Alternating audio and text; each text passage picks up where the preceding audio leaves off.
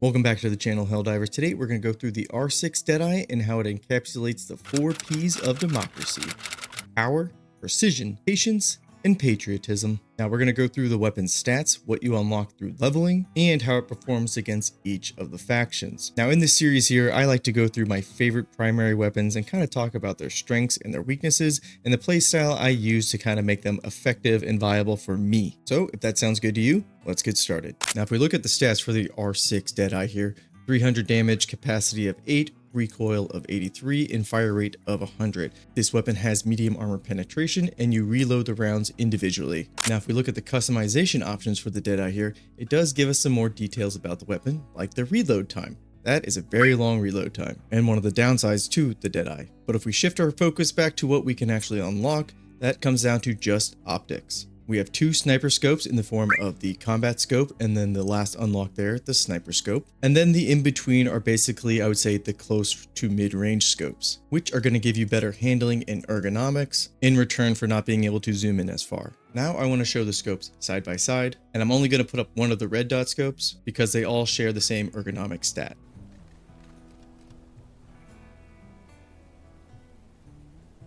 And the last nerdy stat we'll go over with the Deadeye is that it has 100 durability damage, which is pretty high. Now let's talk about how to use the Deadeye and what playstyle you're probably going to need to adapt if you want this weapon to be viable, because you don't want to run into this.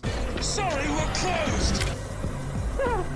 Now, because this is a marksman rifle, you're going to want to be in that mid to long range. And depending on which optics you choose, always aim for the weak points or the head. Now, the ammo capacity isn't very large, so you're going to be hand reloading a lot. Now, if you're not at a safe distance and you need to reload, it's best to do a tactical retreat and reload at the same time. And when it comes to reloading, try to reload the Deadeye when you still have 1 bullet in the weapon, because when it's fully empty, that reload time takes forever. So one of the weaknesses to the Deadeye is being in close quarters. So pairing it with a secondary like the Peacemaker, the Bushwhacker, the Redeemer, that's going to be a nice synergy there.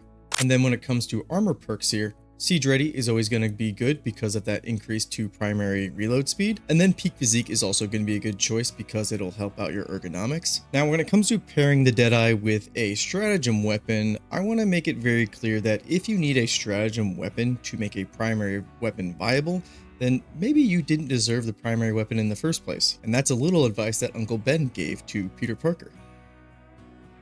Okay, but how does the Deadeye perform against each of the factions? Well, let's start off with the bots, and I gotta say, the Deadeye is made to take out the bots. And of course, this weapon's not gonna have any issues taking out troopers, and it very handedly takes care of all the Devastators and all their various varieties that they come in, with maybe the exception to the Devastator that has a shield, because that can be a little bit harder to hit the weak points. Now, of course, when it does come to Devastators, you do just want to aim for the head. That's a one tap. But if that angle is not available, shooting a Devastator in the midsection or even the leg will quickly take them out.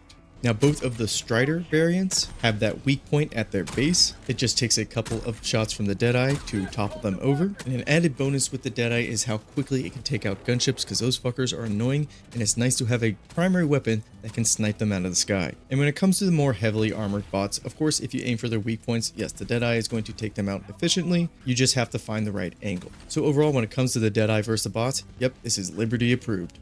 Now, when it comes to squaring off against the Terminids, the Deadeye, it just feels right. And why is that? Well, you get to play out the fantasy of heading out into the wasteland and hunting bugs. And what's nice about the bugs is they have very large heads that like to get exploded when you shoot them there. The warriors, the hunters, the bile spewers, the nursing spewers, the alpha commanders, they all fall victim to the Deadeye. If you're patient and you're precise, it only takes a few shots maximum to take out these bugs. And even when you have faster moving bugs like the Predator Stalkers or the regular Stalkers, the Deadeye has enough stagger and stopping power to keep them at bay. But let's not try to fool ourselves. You will be in a tricky situation if you decide to take the bugs head on in close range with the Deadeye, mostly because of that limited ammo capacity and the slow reload speed. But keeping them where you should, at mid to long range, yeah, they don't stand a chance. This is another Liberty approved. Now last and certainly not least are the Illuminid, and similar to the Terminids, they have a lot of close quarters fighters. And a majority of them are never going to have the chance to get close enough to you, with the exception to maybe the Flesh Mob, because even if you target those weak points, those beefy boys just take a lot of rounds to put down. And because the Deadeye is a medium penetration weapon, it'll be able to one-shot all the Overseer's heads and be able to take out Harvesters from a safe distance. Now when it comes to stingrays, you can take them out, but be careful when scoring up against them because this could happen.